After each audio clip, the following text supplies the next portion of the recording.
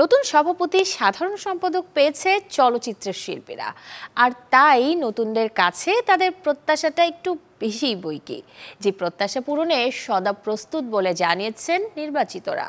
এরই মধ্যে শিল্পীদের কল্যাণে সভাপতি সম্পাদক দিয়েছেন কয়েকটি ঘোষণা।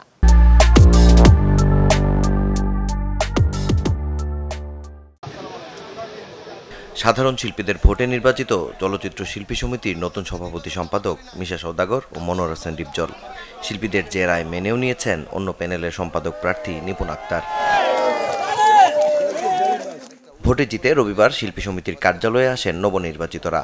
এদিন সাধারণ শিল্পীদের ফুলেল শুভেচ্ছায় সিক্ত হন তারা। এদের পরিশ্রমে, এদের ভালোবাসায় আর আমাদেরকে ভালোবেসে যে আমাদের আজকে পাশ করিয়েছে, এটার মানে আমি কি বলবো, তাদের প্রতি আমার অনেক অনেক ভালোবাসা, কৃতজ্ঞতা প্রকাশ করছি। বিজয় তো সবসময় মধুর হবে এবং এই বিজয়টা শুধু আমাদের না, পুরো চলচ্চিত্রবাসীর বিজয়। সাধারণ শিল্পীদের চাওয়া সমিতির নতুন এই নেতৃত্ব যেন আগামী 2 বছর সুখে দুঃখে থাকে শিল্পীদের পাশে, সাথে বাস্তবায়ন করে তাদের দেওয়া প্রতিশ্রুতিগুলো।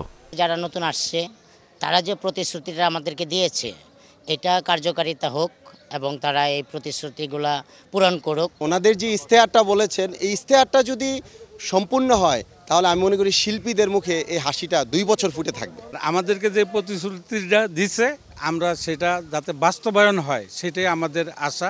চলচ্চিত্রের শিল্পী কুশলীদের ভালোবাসার প্রতিদান দিতে আগামী 2 বছর সমিতির জন্য নিজেদের সেরাটা দেওয়ার প্রত্যয় মিশা ডিপজলের কণ্ঠে। শিল্পী সমিতির পক্ষে কাজ হচ্ছে শিল্পীরা প্রপারভাবে কাজ করবে, যারাই বানাক কাজকে পোট্রে করা।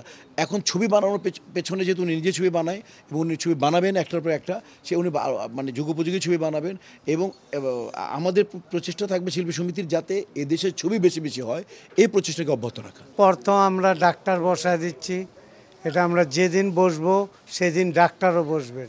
সপ্তাহে 2 দিন ডক্টর থাকবে এখানে, অসুখ বিসুখ যার হবে ঔষধ সব আমরা দিয়ে দেবো। এই হলো আমাদের প্রথম পরিকল্পনা। তারপরে যেগুলো হয় বাইদি ভাই আমরা ওই কাজগুলো শেষ করার চেষ্টা করব। গেল 19 এপ্রিল ব্যাপক উৎসাহ উদ্দীপনার মধ্য দিয়ে শেষ হয়েছে চলচ্চিত্র শিল্পী সমিতির 2024-26 মেয়াদের নির্বাচন। মাকসুদুল হক ইমু, চ্যানেল 24, ঢাকা।